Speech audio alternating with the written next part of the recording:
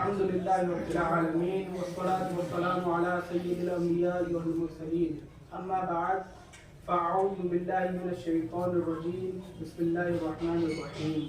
पढ़िए अस्सलातु वस्सलामु अलैका या रसूलल्लाह अस्सलातु वस्सलामु अलैका या रसूलल्लाह व अला आलिका व अस्हाबिका या हबीबल्लाह।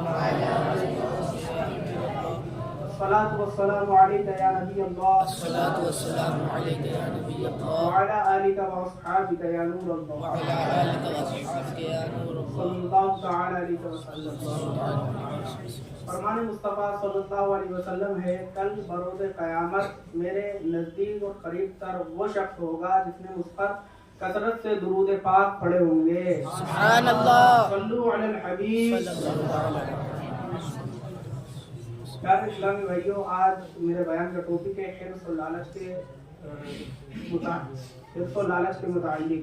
हिर्स किसे कहते हैं और हिर्स रखने वाले को क्या कहते हैं, इस मुतालिक मैं आपको कुछ बताऊंगा। लेकिन उससे पहले एक वाक्य मैं आपको सुनाऊं। एक लालची शख्स का एक घर था, उसमें एक अजीबो गरीब नागिन रहा करती थी।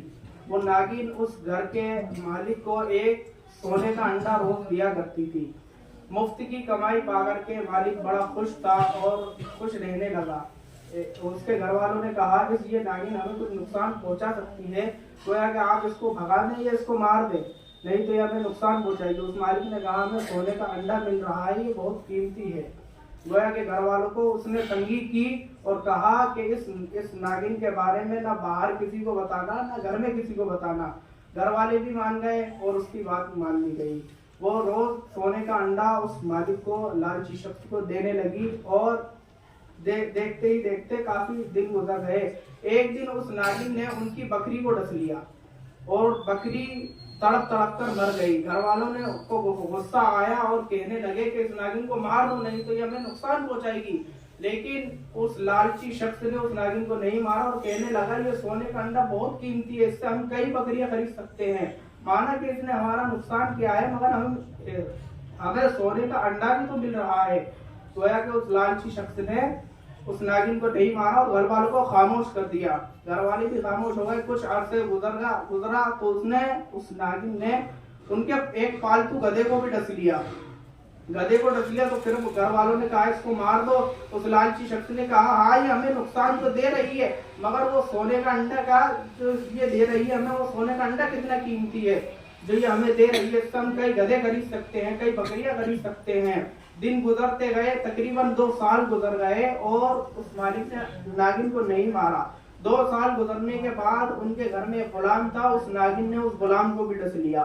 गुलाम की चीख निकली और मालिक को पुकारने लगा, मगर हाय अफसोस, जब तक के मालिक उसके पास पहुंचता वो गुलाम भी दम तोड़ चुका था। वो गुलाम भी मर गया। वो शख्स बड़ा परेशान और टेंशन में आ गया कि इस नागिन का जहर तो बड़ा खतरनाक है, इसने जिसको भी डसा है वो फौरन मर गया। और उसके दिन और रात इसी टेंशन में गुजरते गए कि चंद दिन और गुजर गए, उसने उसके बेटे को भी डस लिया। अब उसके बेटे को डस लिया तो मियां बीवी पर उसके जवान बेटे की मौत बिजली बन करके गिरी और वो शख्स बहुत गुस्से में आया और नागिन को मारने के लिए दौड़ा। जब मारने के लिए दौड़ा तो जब तक बहुत देर हो चुकी थी, वो नागिन वहां से जा चुकी थी। खैर दिन गुजरते गए, अब नागिन वहां से जा चुकी थी। तो नागिन जब जा चुकी थी सोने का अंडा भी उन्हें मिलना बंद हो गया।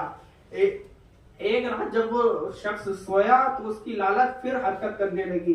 फिर उसकी लालच जो है ना जो जोश में आ गई और उसने अपनी बीवी से कहा कि खैर जो हुआ सो हुआ, अब हम उस नागिन को बुला लेते हैं, वो सोने का अंडा नहीं दे रही, हमें नुकसान हो रहा है। तो गोया के दोनों मियां बीवी राजी हो गए और उसके बिल की साफ सफाई की, खुशबू वगैरह लगाई और वहां पर दूध रखा। गोया के उसको सुलह का पैगाम दिया। और इत्तेफाक की बात यह है कि वो नागिन भी वहां वापस आ गई उस घर में और उस घर के लालची शख्स को सोने का अंडा रोज देने लगी। चंद दिन ही गुजरे थे कि उस नागिन ने उसकी बीवी को भी डस लिया।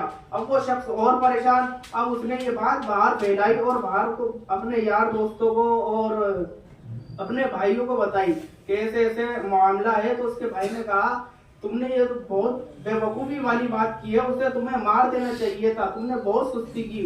अब फौरन अपने घर जाओ और उस नागिन को मार दो। वो लालची शख्स अपने घर पर गया और नागिन को मारने के इरादे थे। जब वो गया तो उसके बिल के करीब उसे एक मोती मिला। क्योंकि उसके आंखों पर लालच की पट्टी बनी हुई थी, तो उसकी लालची सोच ने अपने आप से कहने लगा कि वक्त के हिसाब से, वक्त गुजरने के साथ साथ मामलात भी बदलते रहते हैं, इसलिए ये पहले सोने का अंडा दिया करती थी और अब ये मोती दे रही है, तो गोया कि इसका जहर जो है वो भी खत्म हो गया होगा। किसी जो है ना अपनी सोच में रहकर वो कहने लगा कि अब मुझे इससे कुछ खतरा नहीं है, इसका जहर भी खत्म हो गया। उसने जो सोने के अंडे थे और मोती थे उनको जमा किए और अपने सराहने रख करके सो गया। जब सराहने रख के सोया तो उसी रात उस नागिन ने उस लालची शख्स को भी डस लिया। उसकी चीखें बुलंद हुई, आसपास के मोहल्ले पड़ोस के लोग आए और उसको हसरत से देखने लगे। तो कहने लगा कि हाय अफसोस, मैंने आपकी बात ना मानी और नागिन को ना मारा, अब ये माल मेरा न रहा, अब मैं इसको आपके हवाले करता हूँ और आज के दिन मेरे नजदीक इस माल की कोई कीमत नहीं। क्योंकि आज मैं अब इस दुनिया से खाली हाथ जा रहा हूँ, न मेरे काम में ये सोने के अंडे आएंगे और न ये कीमती मोती आएंगे। हिर्स प्यारे इस्लामी भाइयों बहुत खतरनाक चीज है। हिर्स दूध पीता बच्चा हो या नौजवान हो, बूढ़ा हो या 100 साल बूढ़ा हो या औरत हो, अफसर हो या मजदूर हो या अमीर हो या गरीब हो, ये सब में पाई जाती है। हिर्स में हलाकत है। एक मरतबा जन्नती सहाबी हजरत सैयदुना अबू ज़र ग़िफ़ारी रज़ियल्लाहु ताला अन्हु ने नसीहतें करते हुए फरमाया, लोगों हिर्स से बचो कि इसमें तुम्हारे लिए हलाकत है। क्योंकि हिर्स को तुम कभी पूरा नहीं कर सकते और ना ही हिर्स खत्म होती है, ना ही हिर्स खत्म होती है। गोया कि हमें चाहिए कि हम हिर्स से बचें और लालच से बचें। हिर्स सल्लु अला हबीब सल्लल्लाहु अलैहि वसल्लम।